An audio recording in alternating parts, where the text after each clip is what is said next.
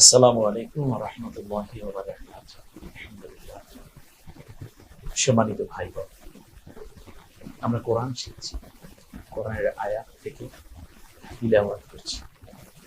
অবশ্যই তৃপ্তি এবং আবেগ আমরা এই মুহূর্তে আল্লাহ রাব্বুল আলামিন যোগ্যতায় নিজেদেরকে নড়িয়ে দিয়েছি, আমরা সবাই করছি।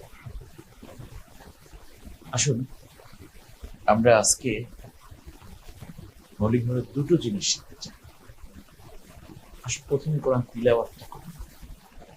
একসাথে আমি অনেক পড়তে পারবো না, কিন্তু কিছু কিছু তিলাওয়াত, যেহেতু তামাম কোরআনের মধ্যে একই রকম বিষয়, সেজন্য আমরা যদি একটা আয়াতও সুন্দর করে পড়তে পারি, ওই আয়াতের মধ্যে যে মাখরাজ আছে, যে গুন্না আছে, যে এজহার আছে, যে ইকফা আছে, যে মাদ আছে, এগুলো যদি আমরা আইডেন্টিফাই করে ফেলতে পারি, পরের আয়াত দেখা যাবে যে শুদ্ধ হয়ে যাচ্ছে।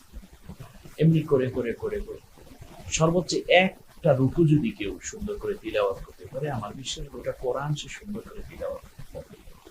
এবারে আসুন আমরা দেখি তিলাওয়াত নিয়ে আসি। প্রথমে আমাদের প্রথমে রয়েছে চমৎকার একটি সূরা কোরআনুল হাকিমের, সূরা মুমিনুন।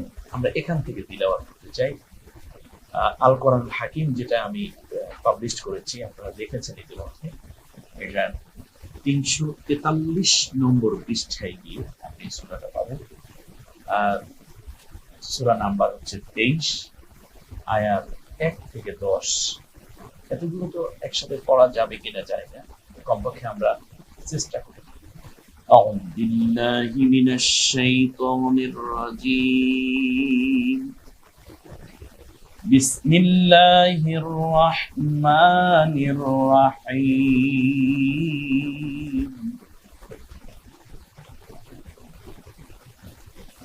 ক আর শুধু গ, এটা কা না বলে আমরা ক বলছি এর জন্য, যেহেতু ওই 8 অক্ষর হ স দ ত জ গইন ক র, ওই 8 অক্ষরের একটি হলো ক, যার উপর জবর হলে ওই 8 অক্ষরের আকার না হলে একক উচ্চারিত, কা না হয়ে আমরা ক বলি। ক ক তারপরে দ, কদ। এতটুকু পড়াও যদি আপনি পারেন, আপনি সাকসেসফুল। খেয়াল করেছেন? আর ডালটা কলকলা হবে, বা জিম দাল ক ক, এই 5টি হরফে যখন যজম হয় তখন কলকলা করে পড়তে হয়। আমরা যজমের ক্লাসে এটা দেখেছিলাম ইনশাআল্লাহ। আসুন এবারে আমরা আসি ক আর দ। কদ, অকে আকার দিয়ে আ, তারপর শুধু ফ, ফাকে একক বানিয়ে দেওয়া হয়েছে, আ আর ফ মিলে হয় আ।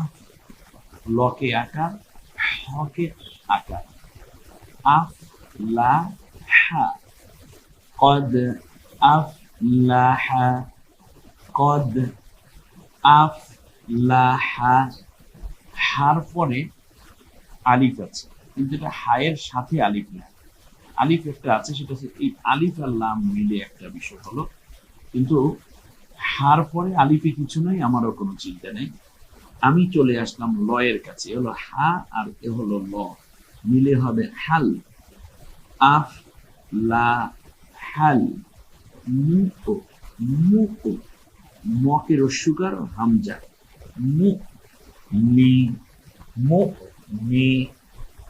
নুন, নকে পেশ দিলে নু, পেশের পরে ওয়াও সাকিন একালিফ টেনে বলতে হয়, আর নকে আকার দিলে না, কিন্তু এখানে আমরা যেহেতু থামবো এজন্য শুধু ন বলবো। মু মি নুন, কদ আফ লা হাল মু মি নুন, قد أفلح المؤمنون। সুন্দর করে আস্তে আস্তে করে পড়ুন। আরেকটা বিষয় আমি একটু পরামর্শ দিই আপনাদেরকে, যখন যজম কিংবা তাসদীদ যুক্ত অক্ষর আসবে, তার পূর্বের অক্ষরটাকে আপনি রিজার্ভ রাখুন। ওটা থেকে তো পরের হরফের সাথে মিলাতে হবে, সেজন্য কদ, আফ, লা, লা পর্যন্ত পড়ুন। এরপরে হাটাকে এই দিকে নিয়ে আফ, আফ, লা, হা পড়ে ফেলতে পারেন, পড়ে ফেললে অসুবিধা নেই, কিন্তু হাটাকে রেখে দেয় হাতে। যেমন আফ, লা, হাল, যেহেতু হার পরে যজম আছে অথবা এরকম যদি তাসদিদ আসে তখন পূর্বের অক্ষরটা একটু রিজার্ভ রাখেন, তাহলে মিলাতে সহজ হবে। হাল মুমিনুন। এরপরে হচ্ছে আলিফের উপর জবর দিয়ে আমরা বলবো ওই যে আল্লাযীনা, সূরা বাকারা যখন আমরা তিলাওয়াত করতেছিলাম তখন বলেছিলাম আল্লাহ, আলিফের উপর জবর ধরে যদি পড়ি, লামে হইল যজম মানে ল, আলিফের উপর জবর আ, তারপরে শুধু ল বলবে একবার, আল লকে আবার আকার দিয়ে বলবে একবার, যেহেতু তাসদিদ দুইবার উচ্চারিত হবে লামটা। আল্লাহ লিনা, রিনা, রকে রস্মিকা দিয়ে রি, জেরের পরে ইয়া সাকিন, একালিফ টেনে বলবো। আল্লাযীনা, নকে আকার দিয়ে না, হকে রস্মিকার ম, এই হটা ছেড়ে দিই।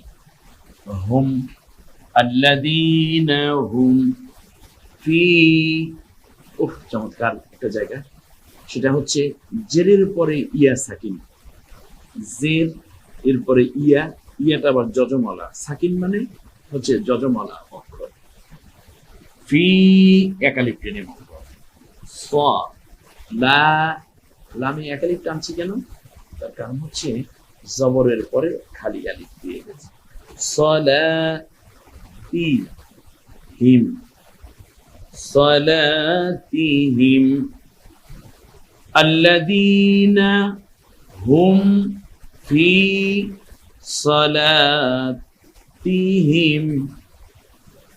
আল্লাযীনা হুম ফি সলাতিহিম, আল্লাযীনা হুম ফি সলাতিহিম। খ একালিফ টেনে বলবো, জবর এটা, খা না হয়ে খ ই থাকবে, যেহেতু ওই ৮ অক্ষরের একটি অক্ষর এটা। এখানে আমরা একালিফ টেনে বলবো, তার কারণ হচ্ছে খাড়া জবর, খাড়া জবর খারাজের উল্টো পেশ।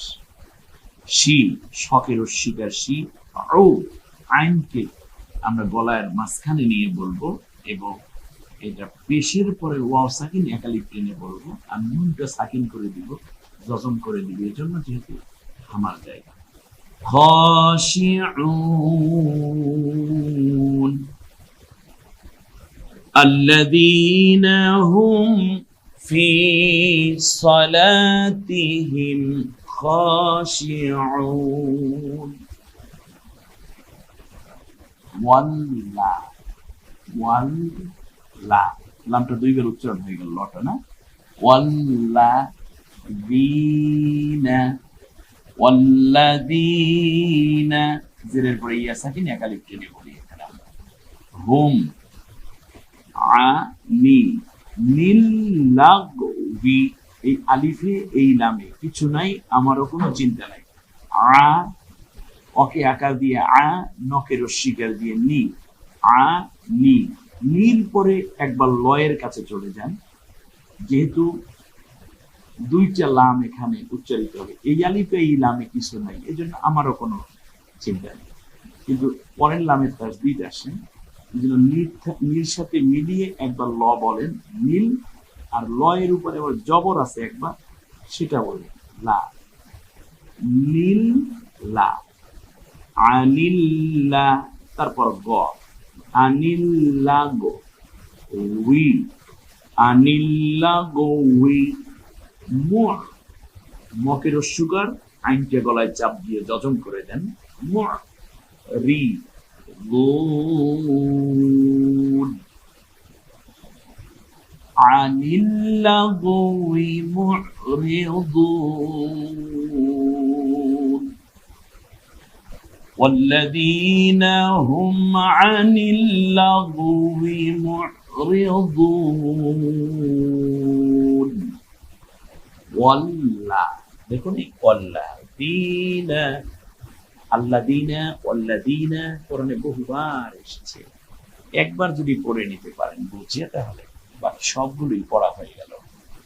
ওয়াল্লাযীনা হুম, এই হাঁটা গলায় ছেড়ে দিয়ে কণ্ঠনালীর একেবারে এই জায়গায় উচ্চারিত। জি, হুম লিসা, লিসা প্রথম লাম, পরের লামে কিছু নাই, আমারও কোনো চিন্তা নেই। তারপর ঝা অক্ষর আছে, লিস, লিস ঝা, কারণ এই ঝাটা দুইবার উচ্চারণ, লকে রস্বীকার, এরপর যজমের মধ্যে একবার উচ্চারণ, আবার জবর আছে, যেটা আমি তাসদীদের ক্লাসে আপনাদের দেখিয়েছিলাম। লিস ঝা কা, লিস ঝা কা, ওয়াই কিছু নাই, আমারও কোনো চিন্তা নেই, কাফে খারা জবর একালিপ টেনে পড়ে। লিস ঝা কা তি বলতা, লিস ঝা কা ফা একালিপ টেনে বলবো। আইনকে গলায় চাপ দিয়ে এই, অর্থাৎ পানির মতো অক্ষর, আলিফ হামজা আইন, তাদের মনে আছে আইনে জেদ দিলে ই হয়ে যাবে, তার কারণ হচ্ছে জেদ রস্বীকারের কাজ করে, রস্বীকার মানে ই, ফা ই, লকে রস্বীকার লু, পেশের পরে ওয়াও সাকিন একালিপ টেনে বলুন, তারপর শুধু ন ফাইলুন, এখানে আমরা 3 আলিফ পর্যন্ত টানার অপশন আছে। ওয়াল্লাযীনা হুম লি ফু রু, বলেন তো ফু হলো কেন? লকে রস্বীকার, যে লাম অক্ষর, এটা আগে বুঝতে হবে। লকে রস্বীকার দিলে লি, তারপর ফকে রস্বীকার দিলে ফু, রকে রস্বীকার দিলে রু, পেশের পরে ওয়াও সাকিন, একে যজমলা ওয়া স্পষ্ট দেখা যাচ্ছে। এটা একালিপ টেনে বলবো, লিফু রু, জকে রস্বীকার মানে জিমের একক জ, রস্বীকার মানে জেদ, হকে রস্বীকার, তারপর শুধু ম, জি হি ম, জিহিম বসন্তওয়ালা ম, লিফুরুজিহিম হাফিজুন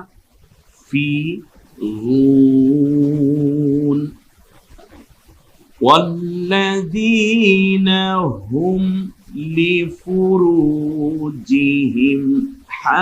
حافظون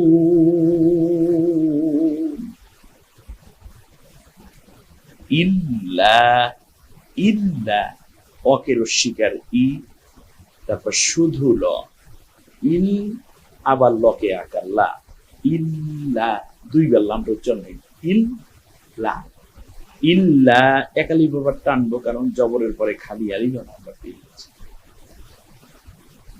আ লা, কয় আলিফ টানবো এখানে? ইয়ে কিছু নাই, আমার কোনো চিন্তা নাই, 3 আলিফ টানতে হবে লামটাকে, লা বলে।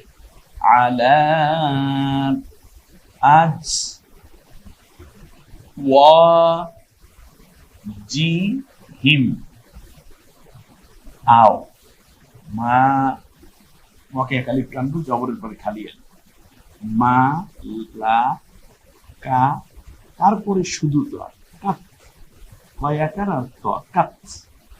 আও মা, মা মালাকাত আইমানুহুম, ফা ই, ফার সাথে আছে আলিফ, ফকে আকার দিয়েছে, আলিফটাকে আবার আলাদা করে জেরও দেয়া হয়ে গেছে, যে রস্বীকারের কাজ করে। আর ওই আলিফ হামজা এবং আইন, সেখানে যেই পানির মতো হরফ বলেছিলাম আমি, যেই হরকত দেয়া হয় সেই হরকতই হয়ে যায় প্রাধান্য, যে রস্বীকারের কাজ করে ই, ফা ই, হ্যাঁ, জেদটা তো রস্বীকারের মতো, এটা তো ক্লাস হয়েছে, আপনাদের উপর পরীক্ষাও দিয়েছেন।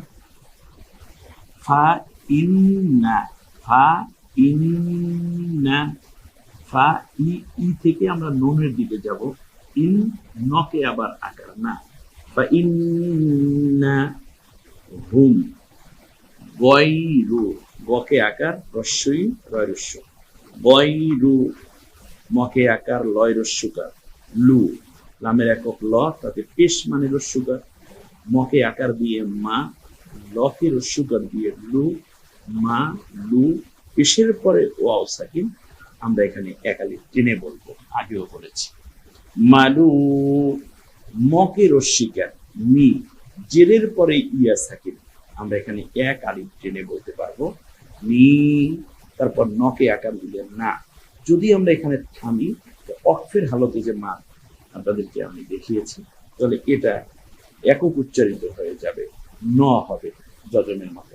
আর এখানে জেরের পরে ইয়া সাকিব, এক আলিফের জায়গায় আমরা 3 আলিফ পর্যন্ত বানাতে পারবো।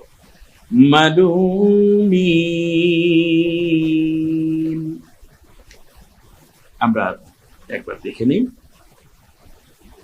قد أفلح المؤمنون, আমার চেয়েও স্লো পড়ুন আপনারা, আরো আমার চেয়ে আপনার বরং ভাব, আমি বলবো ভেঙে ভেঙে, আমি বলবো আরো আস্তে আস্তে করে। قد أفلح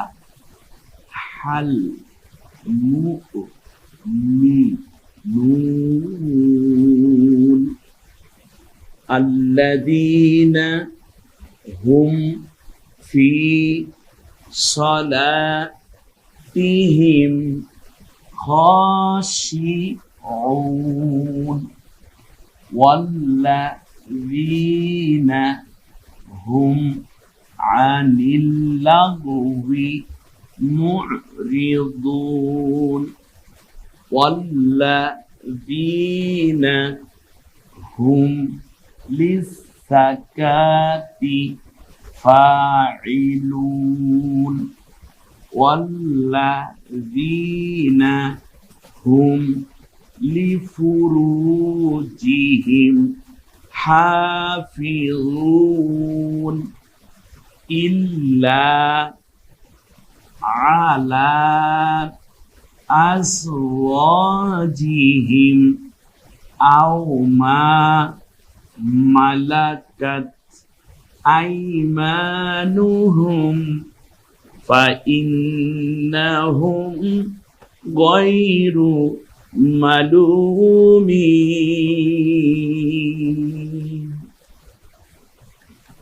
এই সূরাটা পরবর্তী অংশগুলো আপনারা পড়ে নেবেন, আমাদের এই পুরো ফাইলটা দেওয়া আছে, আপনারা পিডিএফ অংশই সুন্দর করে দেওয়া আছে। তো বাকি অংশটুকু পড়ে আমরা নেব, আরো ক্লাস পাবো ইনশাআল্লাহ। তো দেখি পরবর্তী অংশ যেটা আমরা পড়তে চাই তা হচ্ছে ইজহার। সম্মানিত ভাইয়েরা, আমরা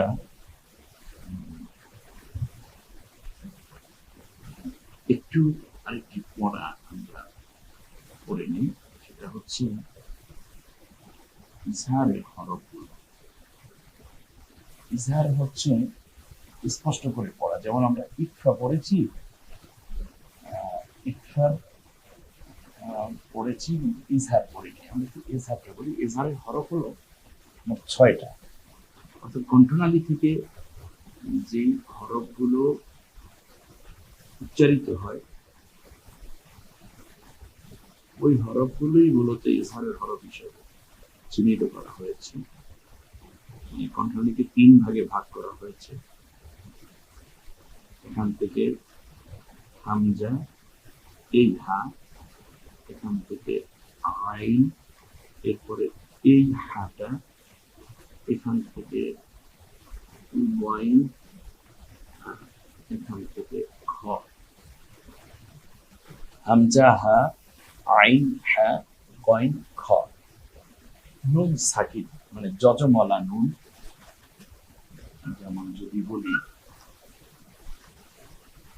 এই যজমলা নুন, কিংবা তানভিন, তানভিন মানে 2 পেশ 2 জবর 2 জের, এই তানভিন বলতে আমরা। এরপরে যদি এই কোনো একটি হরফ আসে তখন আর ইকফা করতে হয় না, তখন ইজহার করে স্পষ্ট করে পড়তে হয়। সেটা কি রকম আমরা একটু দেখে নিই। এই পড়াটা একটু পড়ে নিলে তিলাওয়াতটা সুন্দর হবে। যেমন মিন আজাল, আজালি, তো মিন আজালিন, কারণ এই আলিফ হলো আলিফ বা হামজা একই জিনিস, অর্থাৎ এখানে তো যখন জের জবর পেশ হয় তখন আলিফটাকে আমরা হামজা ধরিয়ে পড়ি। মিন আজালি, মিন আজাল। এরপরে হচ্ছে আলাই, আলিমুন হাকিম, ওই যে হা, দেখুন আলিমুন হাকিমুন, হাকিম, আলিমুন হাকিম বলবো না, তার কারণ এটা ইকফা হবে না, এটা এজার। এজার মানে প্রকাশ করে স্পষ্ট করে পড়া, আর ইকফা মানে হচ্ছে ওই যে সেটা অনেশ্বরের মতো নাকের মধ্যে নিয়ে একটু চন্দ্রবিন্দু আকারে পড়া। আলিমুন হাকিম, মিন খাও, মিন খপ না, মিন, মিন স্পষ্ট, মিন নুনটাকে ইজহার করি, মিন, মিন খাও। অ্যাটলিস্ট আমরা যদি বলি তাহলে এভাবে ময়ূরশিকা ন, মিন, মিন খাও। তারপরে আমরা এখানে তিনটা হরফ জানলাম, এরপরে বাকি থাকতে পারি। আলিমুন খবির, আন, আমতা, আং না, কিন্তু আইনটা যেহেতু ইজহারের হরফ, ওই যে আইন হা, আন আমতা আলাইহিম, মিন গসলিন, বিসলিন ইত্যাদি। এভাবে আমরা ইজহারের হরফগুলো আরো অনেক উদাহরণ সামনের দিকে পেয়ে যাব ইনশাআল্লাহ।